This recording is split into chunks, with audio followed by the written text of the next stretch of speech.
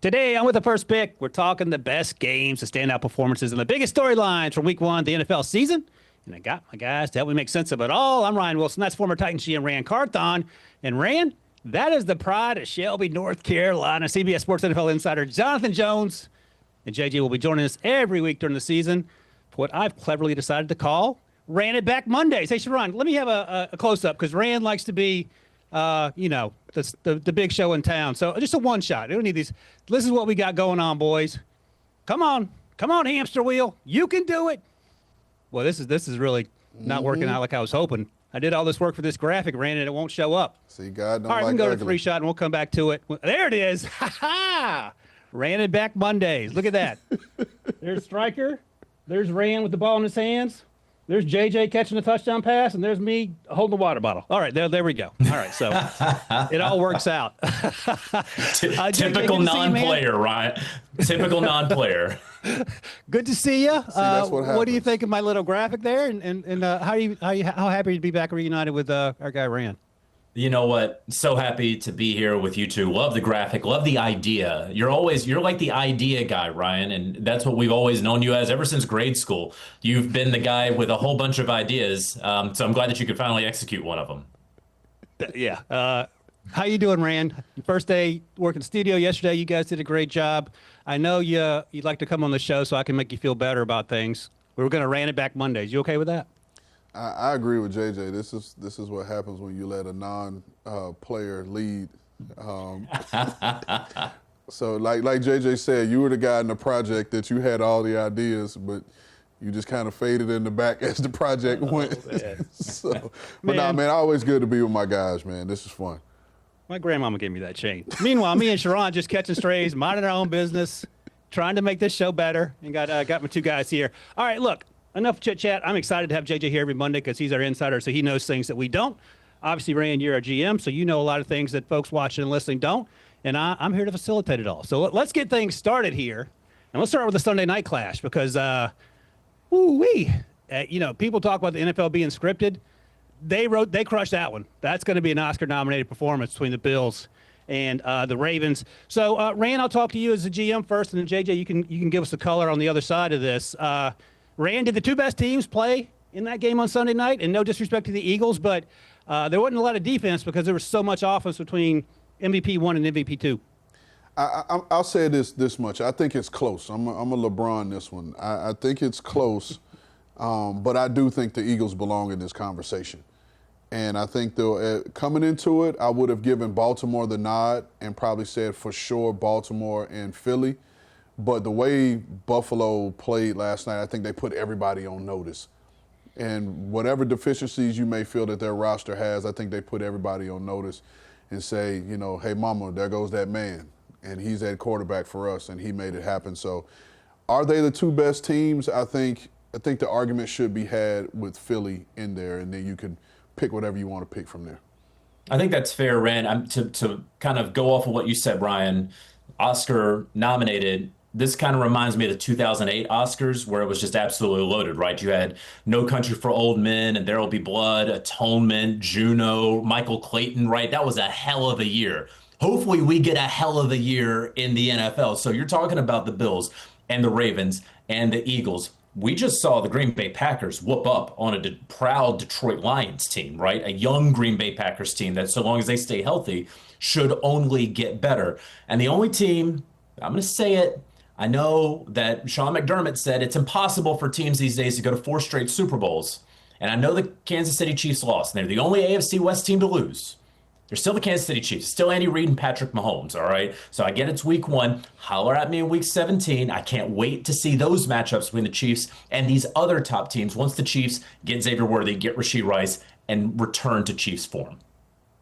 Yeah, that is a good point. They are last in the AFC West. And try to wrap your brain around that no matter what time of year it is. Hey, Ran, let me ask you as our resident running back here. Derrick Henry had a monumental night. Derrick Henry will be remembered for one thing, that fumble when they were up 8, I believe, with about 3 minutes to go.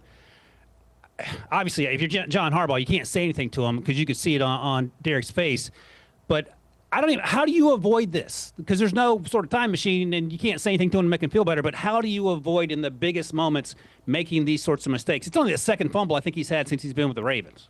Yeah, it's one of those things that it just happened. Front tip rip. You know, you hear that all the time. And, you know, shout out to running back coach extraordinaire Bobby Turner. He talks about his 7 points of pressure on the football. And it was just a mistimed mistake. You know what I mean? Like you said, he's generally protected the ball well. And he's not known as a guy that's going to fumble in considering the volume of carries that he's had to take on throughout his career. It was just, like you said, it was in the script. It was in the script for that to happen, and that's the one thing you can lean on with that. I mean, he was, like you said, he was having a big night. He was well on his way at that point to 200 yards rushing, and probably could have eclipsed that number had they been able to, you know, make the game a little bit shorter on their side and possess the ball a little bit more. But man, it's one of those things where fumbling for a running back becomes more mental than physical. Because now you're not running the same way because you're thinking about protecting the ball. Think about Tiki Barber. You want to go all the way back and how he changed the way he held the ball from here to here, which in my opinion restricts the way you run because now you're only swinging one arm versus being able to have that normal running motion. And so it was something that had to grow in him, but it was just something that just happened at the wrong time of the game. So shout out to the script writers for that. Yeah, you talk about like it's a bad day to have a bad day. That was a bad time to have a bad play, right? I mean, it was the worst time. He has that fumble in the first quarter, right? The stat line is the exact same. He has the fumble in the first quarter. The Baltimore Ravens win this game, right? And so, but I as much as it is easy to say it was that one play, right? And if he holds on to the ball, they're going to salt the clock away, and the Baltimore Ravens, 99.9% of the time, are going to win that game.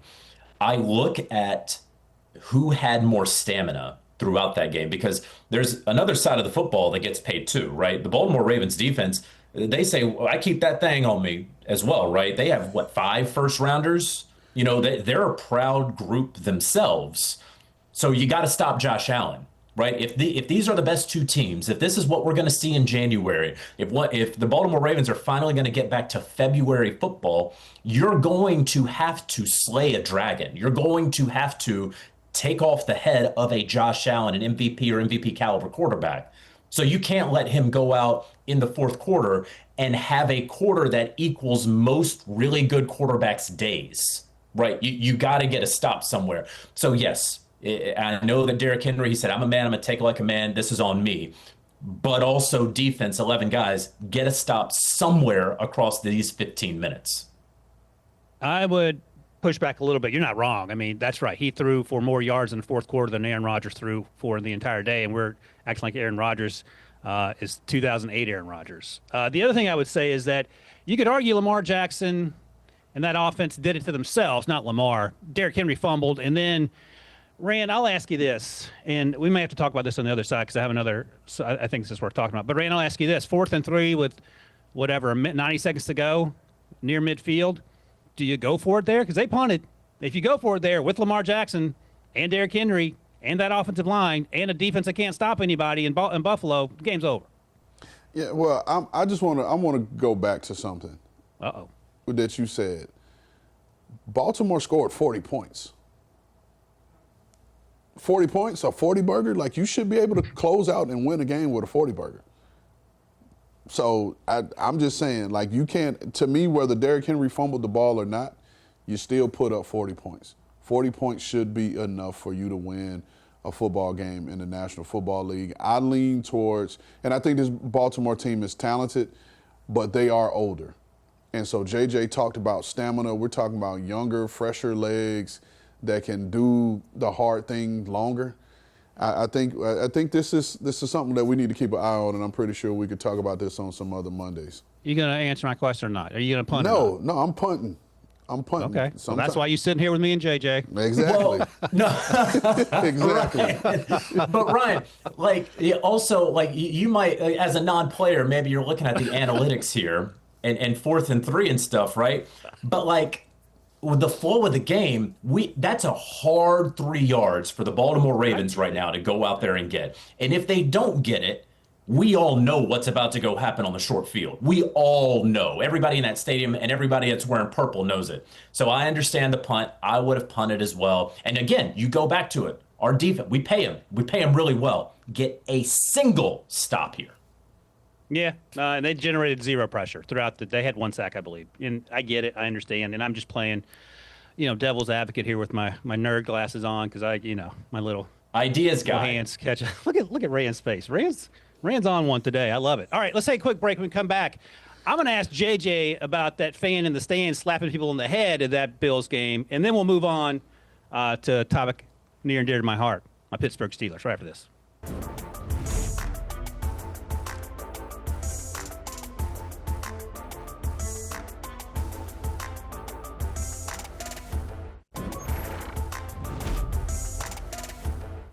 All right, JJ, before we move on, I wanted to get your thoughts and opinions and anything you've heard from all your stuff you've been doing last night and this morning about the well, first, hey, producer Sharon, do we have the audio of Lamar Jackson talking about getting slapped in the head by a fan last night at the Highmark Stadium? All right, yeah, let's see the video, and then we'll talk about it. So we see the shove right there, the fan in the red jersey, right? So there's Zay Flowers or D-Hop, I think, and he just scored the touchdown, and the fan in the red, I don't know if he had been drinking too much or what, but he put his hands on D-Hop, and after the game, Lamar said he saw him slap D-Hop, and then he slapped me, and I was talking, and he was talking, and I forgot where I was for a little bit. So the fan, according to reports, was kicked out of the game. I don't know what the long-term consequences are for that fan. Have you heard anything, JJ, about anything the league might be concerned with the players on the field touching people in the stands? I have not. Right now, it is still unclear as it sits here Monday afternoon if there's going to be any league discipline for Lamar Jackson. And so I can't give you any further reporting on that. I can just give you opinion at this point. And the truncated opinion here is that there should be no discipline for Lamar Jackson. We all should just be keeping our hands to ourselves, right? Yes. And it's one thing for players to jump into the stands, obviously if they are for the home team. But when you are a member of the away team and you jump into the stands, right, you anticipate, you accept that somebody's going to slap you on the helmet and all that, right? You've given yourself up for that. They stayed on the field of play. And yeah, they were over there, but this is also the smallest field in terms of like footprint. We're closest to the stands. So they're over there. They're where they should be. The fans should not be reaching over into their area.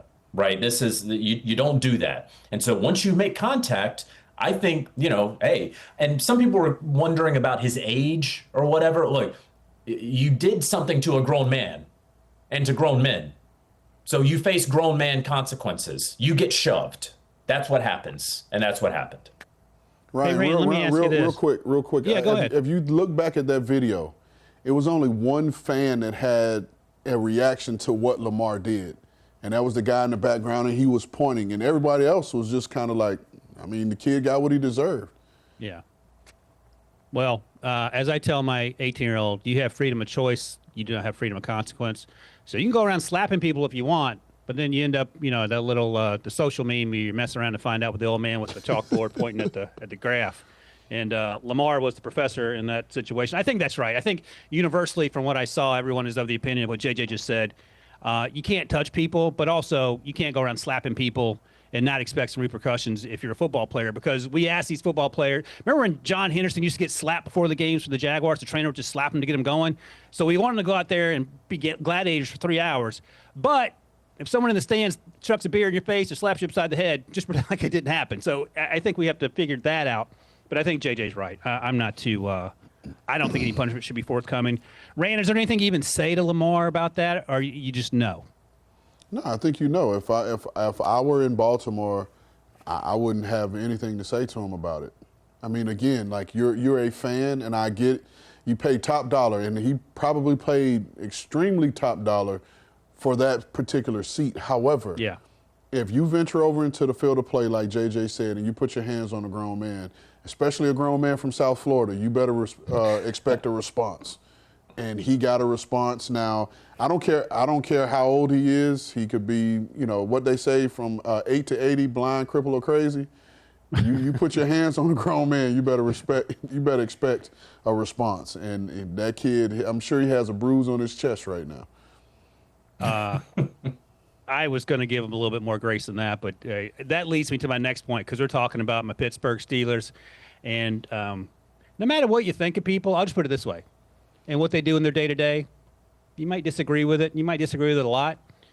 If they're balling out between 1 and 4 p.m. on Sunday, you might be okay with it. And that brings me to Aaron Rodgers, who absolutely went crazy. And as a Steelers fan, I have not been happier. Maybe forget about Kenny Pickett like he was never with the team. But I'll say this. Ran, you and JJ were on today on HQ talking about Aaron Rodgers and the Steelers situation. And let's play the clip of what he said, producer Sharon, after the game about the animosity he may or may not have towards his previous employer, the New York Jets. You spoke about the meeting with Aaron Glenn on McAfee a few months ago. Beating him, is there significance in that, since he basically told you to your face that he didn't think you were right for that team? Yes, that's what he did. So there's significance in beating him for you? I was happy to beat everybody associated with the Jets. And if I recall correctly, Rand, you described that this morning as my level of petty. But I want to start with JJ. And JJ, you asked this question on HQ, and I want to hear your answer again because I turned it off because I didn't want to spoil it.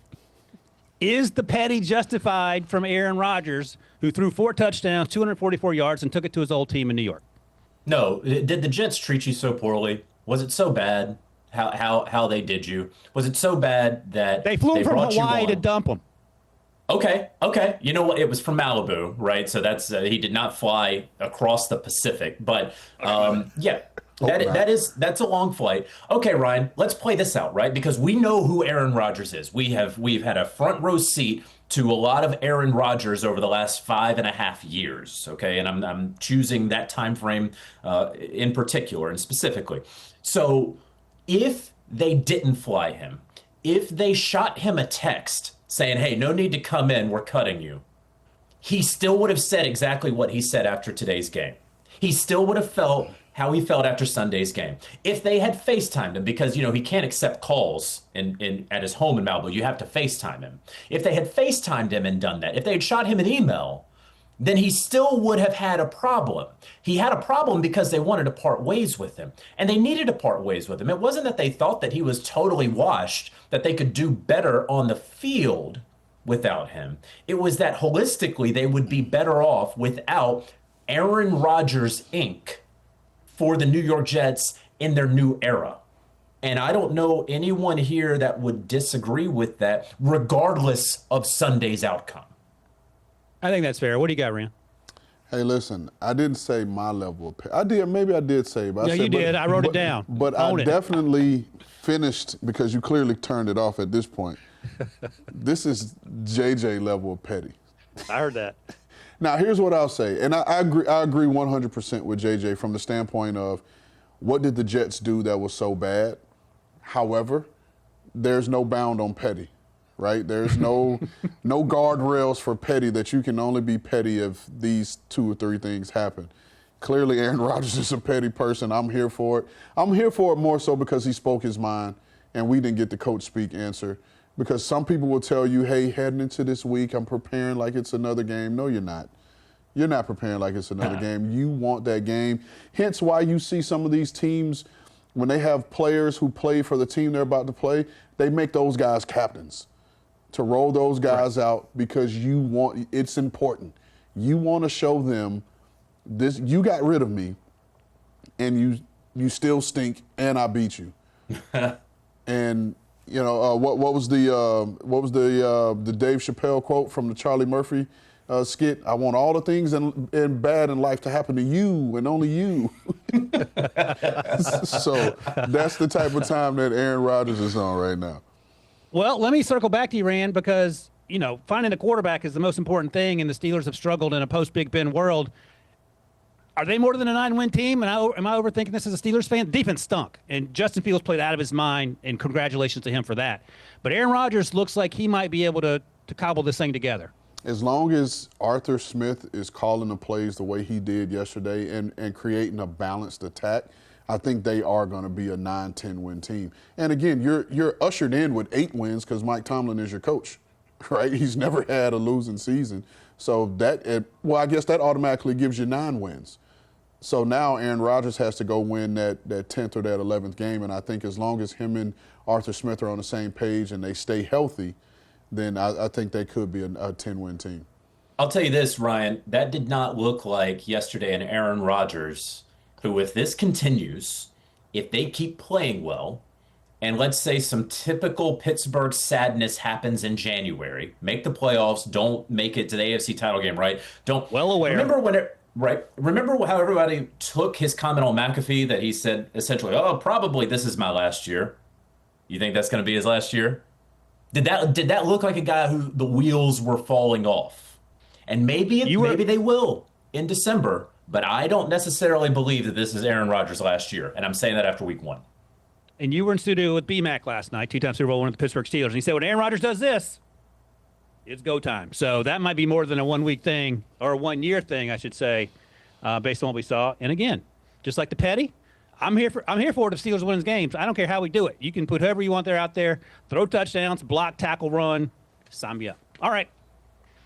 Speaking of block, tackle, and running, we're going to talk about the New York Giants next and what the future holds for Russ Wilson, who is in an untenable situation and is not entirely his fault. It may not be his fault at all, but it does not matter when you have a rookie quarterback sitting on the bench.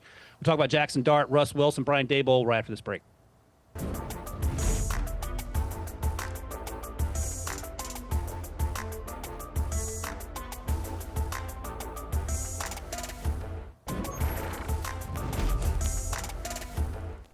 All right, so here's a note that I scribbled during the Commanders-Giants game yesterday. When do we officially fire up the Jaxson Dart watch? And this isn't even an indictment on Russ Wilson because, number one, Andrew Thomas didn't play. He was hurt. So they rolled James Hudson out there, and that unit struggled in pass protection. No surprise there. They struggled to run the ball. Brian Daboll had to talk after the game about how this is still Russ's team, but we know what when you draft a quarterback in the first round and he's sitting on the bench and the starter's a veteran who's not getting things done. We know how this movie plays itself out. But before we get to that, there's also some things to work through with their number one wide receiver in Malik Neighbors, who had a conversation, quotation marks, with head coach Brian Daboll. Hey, producer Sharon, can we see what that looked like early in the game yesterday? So I'm sure Neighbors isn't happy with the way things are going because he is the only show in town. And Rand, I heard you talk about that earlier on HQ. Tried to dap him up. Gave him a no look like you guys do to me. So, Rand, I'll ask you, when you're sitting in the GM suite watching this unfold in real time, well, what's the answer, number one, with Malik and the head coach, and the number two, the Jaxson Dart watch conversation? So for the first thing, I don't feed too much into it, honestly, just because Daboll is a fiery guy and so is Malik Neighbors, and that's a coach and a player having a moment. As long as it's not something that is clearly volatile, it's just two competitors in the heat of the moment. That goes, out of the window, if you will. Sharon, I don't know if we were able to get that schedule, the Giants schedule, but here's the question for you. I'm gonna turn it back on you. Where in there would you want to start Jaxson Dart? I mean, at the earliest, you're gonna say possibly the Saints in Week 5. Yeah. But are you going to really roll this young guy out to a Cowboys defense, a Chiefs defense, and a Chargers defense? And so it's I understand the point of it and the question of it, and where we perceive the head coach and the GM to be in terms of their job security, right? Which is an unfortunate spot to be in, because as a decision maker, you have to make decisions with the future in mind, but also with the future in mind that you may not be a part of that. And so now you want to try to heavily lean towards the present to secure your future. However, rolling this young kid out, knowing that your offensive line is beat up, he doesn't have very many weapons to go to in this offense, and you put him out there too soon, and now his confidence is broken, and how long is that going to take to get back? And so this is the weird line that you have to walk in this. And does Russell Wilson still give you the best chance to win a football game? I believe as long as the defense is playing well, which I think the defense played well for the most part, and they got a late score that kind of really put them up and put the game out of reach. But the offense has to be better. And there's so many other things that you could point the finger at other than Russell Wilson. I feel like if you inputted into some artificial intelligence platform disgruntled Gen Z wide receiver, it would spit out a motion picture of Malik Neighbors on the sideline yesterday. Just straight out of Central Casting. Oh, you're upset with how things are going in this, your like 15th ever professional game? Yeah, I get it. You know, we know that you want the football. Some breaking news, but if you have been paying attention to CBS Sports HQ the last several hours, you would know that this is not a surprise. Brian Daboll has announced that Russell Wilson will start week 2 for the New York Giants. Can you believe it, Ran?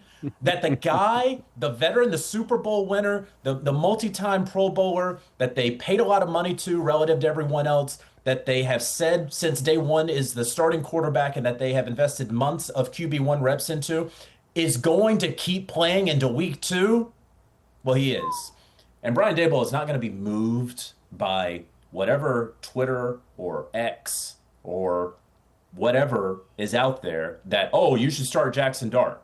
He loves Jaxson Dart.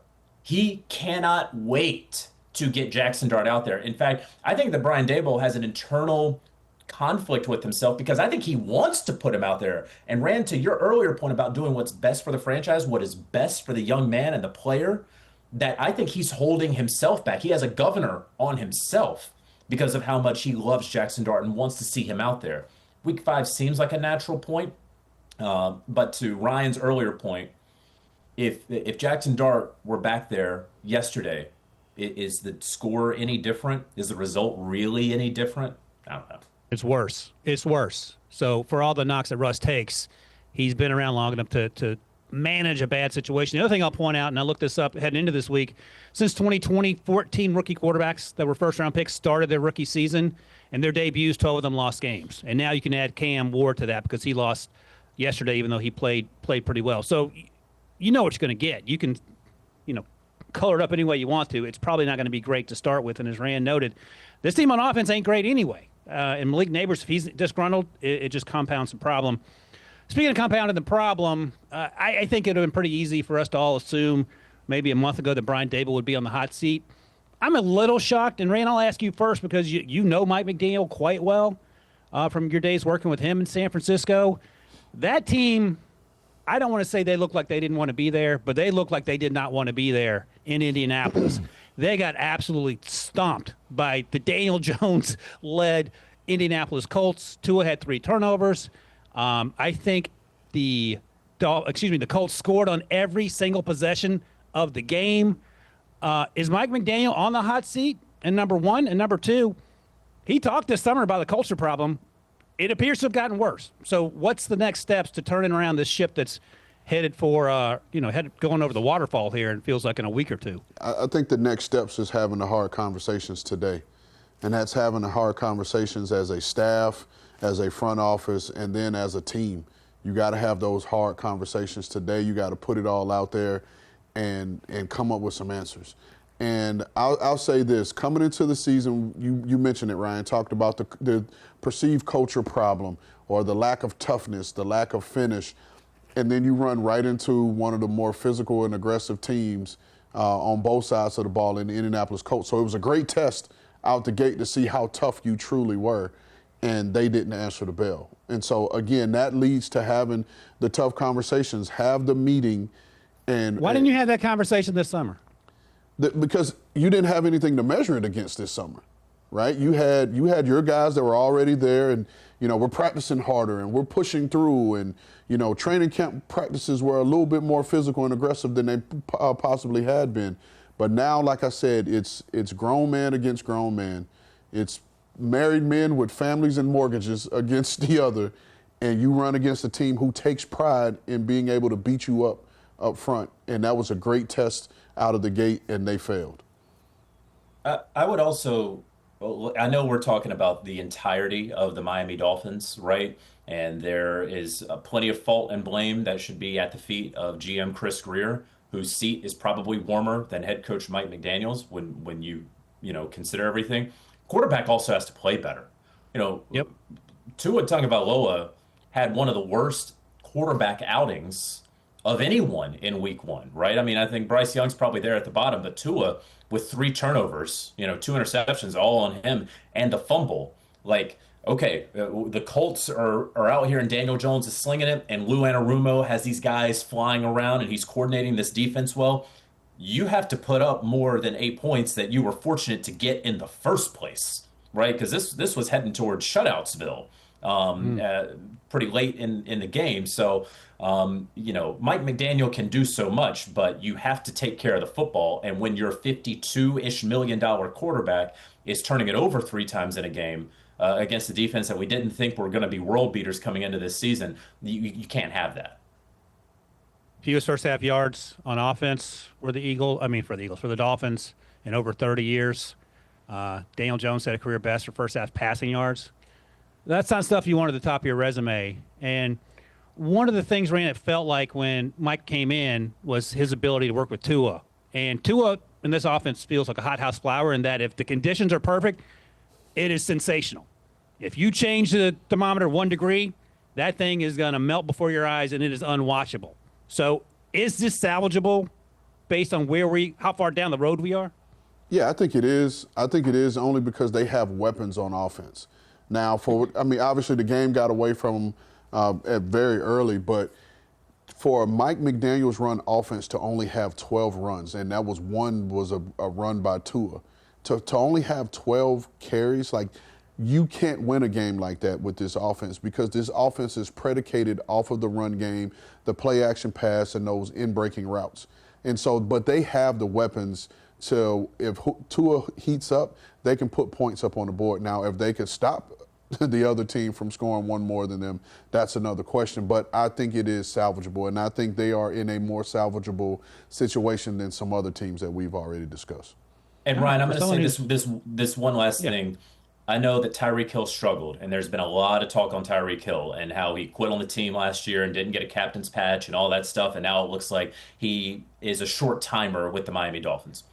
I don't know what other NFL team is taking his contract, taking the off the field, taking the on the field on the sideline, and then taking the lack of productivity on the field between the white lines. I don't know what team is taking that on just to be like, yeah, that's who we want in our playoff push. Other than that, Mrs. Lincoln, how was it play? A little history for you there, guys. All right, let's take a quick break. We're going to stay on this game because when we come back, we're going to talk about future Hall of Famer Daniel Jones and what he did to the Dolphins team that did not want to face Daniel Jones on Sunday afternoon in Indianapolis. We'll do that right after this break.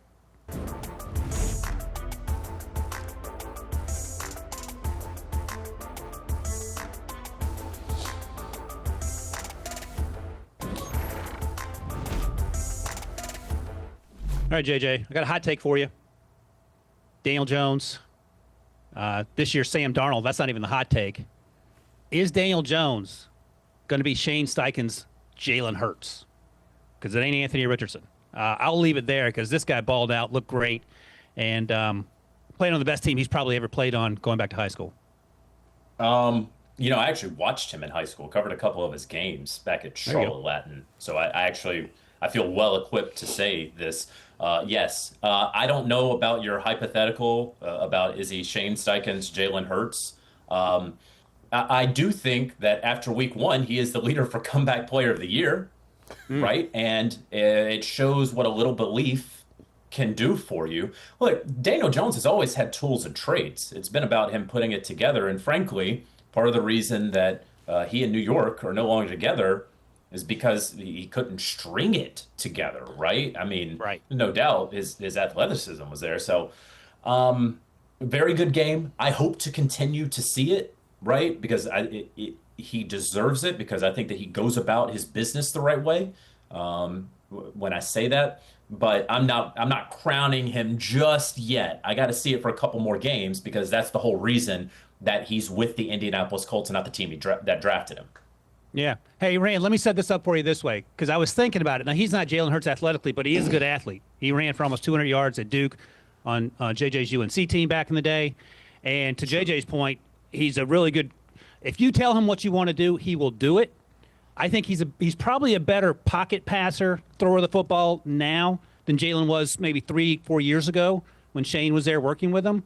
And I wonder if you can get some of the pocket passing stuff that Shane likes to do and a little bit of the athleticism that we can never quite figure out with Anthony Richardson and why things haven't worked out with Indy and with AR and Shane to date. You say Jalen Hurts, I say Jalen Spurts, because that's how he's played in spurts throughout his career. So I'll say this to the point that both of you guys made. It's never been for a lack of tools. That's why he was a first-round pick. And the pedigree that he came from with that Duke pedigree at quarterback, and all the guys that they've had come through there that have played, well or have been trained by Cutcliffe, from Duke at the time. He is a confidence guy. And he needs to have his confidence and needs to know that you have confidence in him. And then I think you'll see, more of him playing more consistently, so I don't have to refer to him as Jalen Spurts. But what I will say, you said it again, JJ. I'm just. I do love it. I also love the idea of someone who looks like Daniel Jones being named Jalen. You know what? That's going to be his nickname on the podcast. We're going to refer to him as Jalen Jones going forward. And when he's out and about and around town, you see him at the Target. You can call him Jalen Spurts if you want to, Ran. Listen, I want to give him his props because he played well. And he did his part in leading this team, to victory. And I think that for the first time since Shane Steichen has been the head coach at the Indianapolis Colts, he has a quarterback that can do all things that he wants to do. Daniel Jones does not need to be athletic like Jalen Hurts. There will be one or two occasions where they run a little RPO looks to get him on the perimeter where he can have the run option off of it, or he'll have an outlet in the flat to get it to. And I think he had, 20 yards rushing yesterday. He had 2 rushing touchdowns. That's all you really need from him in the run game. And when the pocket breaks down, you'll be able to use your legs, extend the play, get downfield, get some cheap yards with the green grass ahead of you. But this is the style that he needs to play. They got to play complementary football. I probably overused that term. But this defense is going to be pretty good. And as long as those guys stay healthy, this defense is going to be pretty good. So he doesn't need to lose the game for him. He just needs to keep them in manageable situations. He has weapons at quarterback.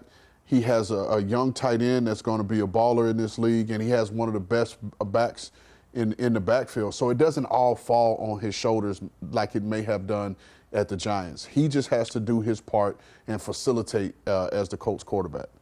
So, JJ, great offensive line, as Rand noted. Jonathan Taylor, DJ Giddens had a good day. Tyler Warren, as Rand noted, balled out. A.D. Mitchell. I mean, the list goes on and on. Alec Pierce. I didn't say Michael Pittman yet. Does this feel like a Sam Darnold type situation? Because this defense, Leatu Latu had an interception yesterday. Maybe that's more to it than Leatu Latu. But the point is that maybe we're sleeping on a team in part because the quarterback situation wasn't sorted out the last 2 years. Yeah, I mean, Leatu Latu had the interception 15 yards into coverage as an edge rusher. I couldn't believe how far down the field he was picking that off. I just still hold my breath because the Indianapolis Colts, while I appreciate Shane Steichen and am excited for this opportunity for him, this is still a roster, this is still a franchise and organization that in the Chris Ballard era has choked, right? This is still... Every other team in the AFC South has won the division twice since Chris Ballard took over. And so we're talking about a Colts team that just had a really impressive win over a bad Miami Dolphins team, maybe a bottom 3 team in the NFL. And so I'm not ready to crown them just yet because they have been almost like the crown has sort of haloed over their head in week 16. All they got to do is beat Jacksonville in Jacksonville after Urban Meyer kicked a kicker, and they can't do it. Right. So I'm just going to wait just a beat. OK, I know you want to go viral, Ryan. I'm just going to wait a second. I do. No, that's right. And look, full disclosure, Daniel Jones' rookie season, I think he came in and played the Tampa Bay game, and he looked like the next coming of Joe Namath. And then he Daniel Jones it up for a while. So I think patience is important, but I'm also excited for what this could potentially be. All right. Speaking of patience, I'm going to take another break. When we come back here, I'm going to shout out my guy at the high school with Pete Carroll, 73 years old and change. Got the old joke in before you guys did. Going to talk about the Raiders and what they did in New England, and get some quotes from our colleague, Antonio Pierce, about some of the things that didn't happen for him in Las Vegas. We'll talk about all that right after here.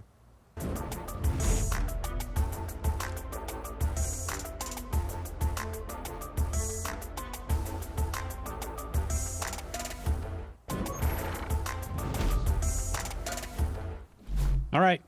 You talked about revenge game win for Aaron Rodgers. Pete Carroll went back to New England, and so did Jacoby Myers, and they put a whooping on that team. Geno Smith, their quarterback, threw for 362. And Ran, I'll ask you as our GM here, Antonio Pierce, who coached Vegas last year and is now with us at CBS, said during the pregame that Pete Carroll got his quarterback, and that went a long way in getting this team to where it needs to be at least 1 week through the season. Obviously, that's important, but was Geno instrumental in sort of turning this thing around, and how does it look going forward? Because I love Geno Smith, but I don't know if he has enough to overcome the shortcomings his defense has had in recent years. Yeah, well, all Geno can do is make sure that the offense is scoring enough points to win, right? Like, he can't control whether the defense is playing well. He has to do his part. And I think this version that we're seeing of Geno Smith is enough to help the Raiders win. Now, I don't know that the Raiders are going to be, a 10-win team. I think they will hover around that 7-8 game win level. But I think Geno is going to be a big part of that as to why they are at least winning these games. I think he is one of the better downfield throwers of the football that we have in this league, and he has the weapons, on the perimeter that can do that. And so even them losing Amari Cooper a couple days before, the first game, I don't really think hurts them. I think what it allows them to do is to develop these younger receivers and get them out there so they can see what they have in him. And you saw Dante Thornton make a big catch, downfield, which is going to be his game. Now what you need from this offense is for them to be able to get this ground game going. And that's going to help Geno out even more once they have a ground game, because he lives and thrives off a play-action pass. Yeah, we saw glimpses of Ashton Genty. But let me ask you this, JJ, before we get going. I mean, if you want to comment on this, you certainly can. But I actually want to get your thoughts as we change gears on Jalen Carter, because this happened last week now. But spit, got kicked out. We know everything that happened. There's talk of suspension more than fines. Like, what's the latest you're hearing on that? Yeah, so we may learn later Monday whether Jalen Carter is going to be suspended for next week's game against the Kansas City Chiefs. There is no doubt he will be fined. He will be fined to the tune of tens of thousands of dollars. There's no doubt about that.